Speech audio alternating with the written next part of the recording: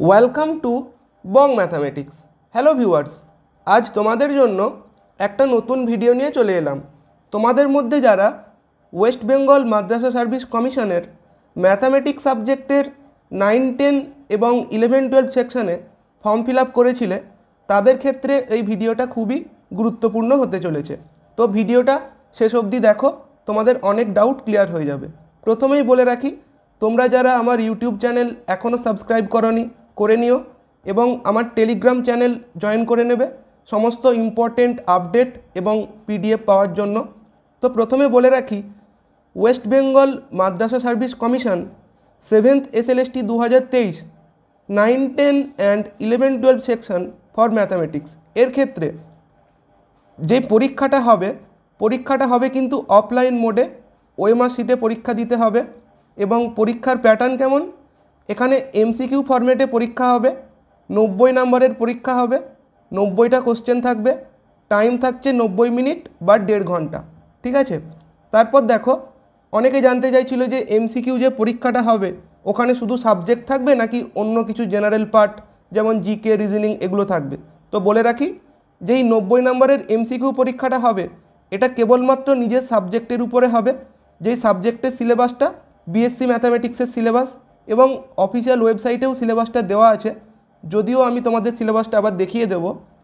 তো এই ছিল সিলেবাস এবং এমসিকিউ যে পরীক্ষাটা হবে কিভাবে হবে বললাম।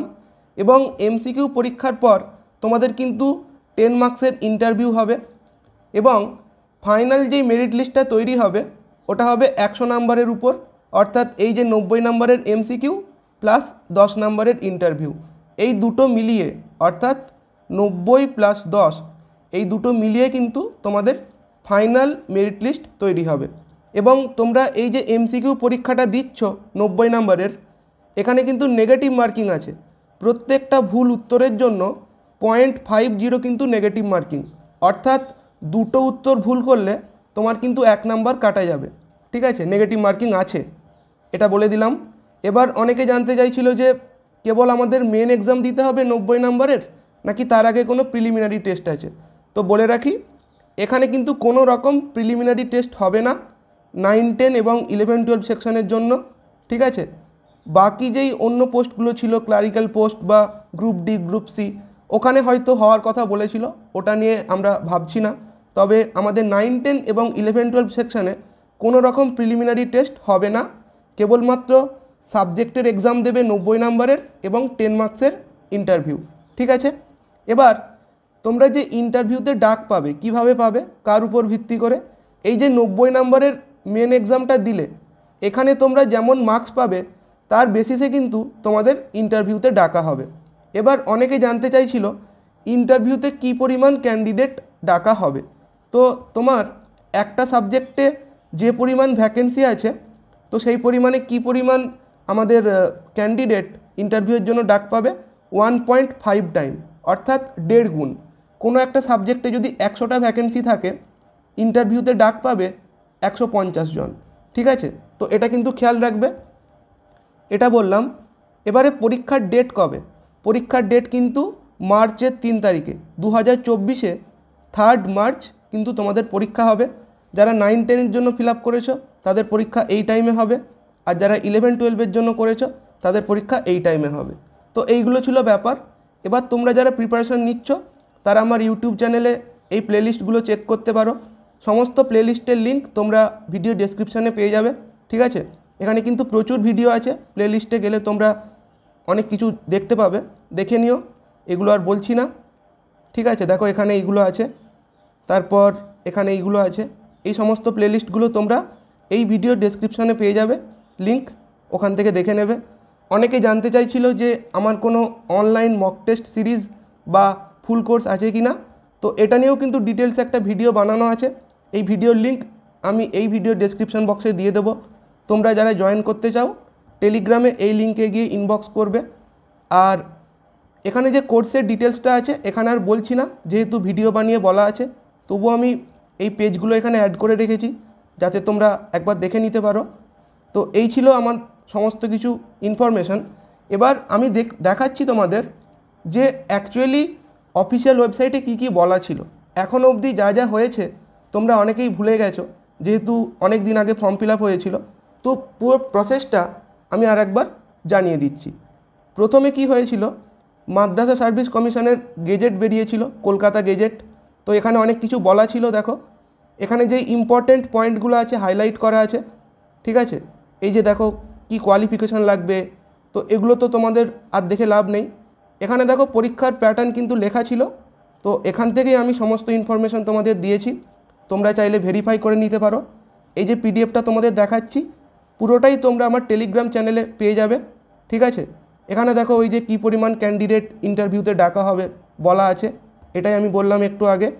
তারপর এখানে প্যানেলের ভ্যালিডিটি, কাউন্সিলিং কিভাবে হবে এগুলো বলা আছে, ঠিক আছে। তো এগুলো আমাদের দেখে লাভ নেই, আমরা চলে যাচ্ছি আজ যে ইম্পর্টেন্ট পয়েন্টগুলো এখানে বলা ছিল। দেখো এই যে এগুলো এখানে বলা আছে, ঠিক আছে, কিভাবে ট্রান্সফার হবে। তারপর এখানে এগুলো বলা আছে, কোয়ালিফিকেশানগুলো ছিল বিভিন্ন সাবজেক্টের জন্য কি লাগবে।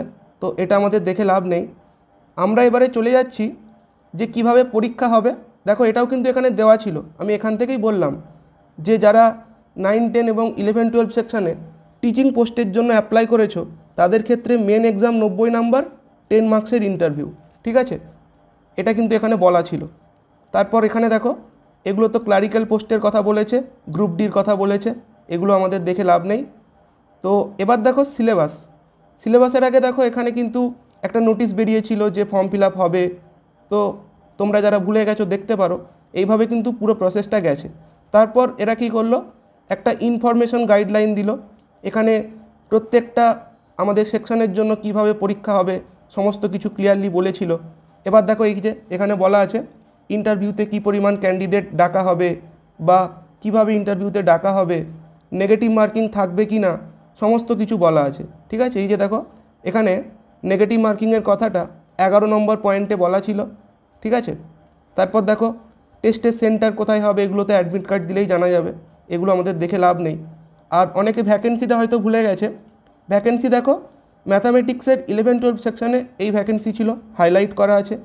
তারপর যারা 9, 10-এ অ্যাপ্লাই করেছিলে তাদের ক্ষেত্রে দেখো ম্যাথামেটিক্সের এই ভ্যাকেন্সি ছিল, তোমরা দেখতে পাচ্ছ। তারপর এখানে কি আছে, এগুলো আমাদের জন্য এতটা ইম্পর্টেন্ট নয়। তারপর এখানে করিজেন্ডাম দিয়েছিল তখন, এগুলো অনেক পুরনো নোটিশ, কিন্তু আমি একটা জায়গায় রেখেছি যাতে তোমরা যারা ভুলে গেছো দেখে নিতে পারো।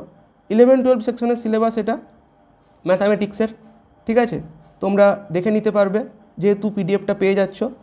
এবার আমি চলে যাচ্ছি 9, 10 সেকশনের যে সিলেবাসটা আছে, এখানে কিন্তু একটা গোলমাল আছে, ওটা আমি ঠিক করে নিতে চাই। এটা হচ্ছে 9, 10 সেকশনের সিলেবাস, সমস্ত টপিক ঠিক আছে এখানে, classical algebra, modern algebra, geometry, তারপর দেখো এখানে ডিফারেন্সিয়াল ক্যালকুলাস। ভুলটা কোথায় আছে, ভুলটা আছে এখানে 4 নম্বর পয়েন্টে ইন্টিগ্রাল ক্যালকুলাস লেখা আছে, ঠিক আছে, এই টপিকগুলো সমস্তগুলোই ইন্টিগ্রাল ক্যালকুলাসের, কিন্তু এর পরের যে টপিকটা আছে প্রিন্টিং মিস্টেক হয়েছে এখানে, এই ইন্টিগ্রাল ক্যালকুলাস নামটা এখানে আবার লিখে দিয়েছিল, যার ফলে অনেকে ভাবছিল যে ডিফারেন্সিয়াল ইকুয়েশনটা আমাদের সিলেবাসে নেই, কিন্তু এই যে টপিকগুলো তোমরা এখানে দেখছো এগুলো কিন্তু ডিফারেন্সিয়াল ইকুয়েশনেরই টপিক, এটা তোমাদের সিলেবাসে আছে। ভুলবশত ইন্টিগ্রাল ক্যালকুলাসটা এখানে দুবার লিখে দিয়েছিল, তো এটা আমি কারেকশন করে দিয়েছি, তোমরা দেখে নেবে। ভেক্টর অ্যালজেব্রা, ডাইনামিক্স আছে, এলপিপি আছে, নিউমেরিক্যাল, প্রবাবিলিটি, স্ট্যাটিস্টিক্স, ঠিক আছে, এগুলো আছে। তারপর তোমাদের এখানে করিজেন্ডামের জন্য নোটিশ দিয়েছিল। তারপর দেখো এগুলো পুরনো নোটিশ, তোমাদের একবার মনে পড়ে যাবে কি কি ঘটনা ঘটেছিল এতদিন ধরে। এবং লাস্টে আমরা দেখতে পাচ্ছি যে পরীক্ষার ডেট নিয়ে কিন্তু এই নোটিশটা আমরা ফাইনালি দেখতে পেয়েছি। তো এই ছিল আজকের ভিডিও, কারোর যদি কোনো কোয়ারি থাকে কমেন্টে জানিও। Thanks for watching.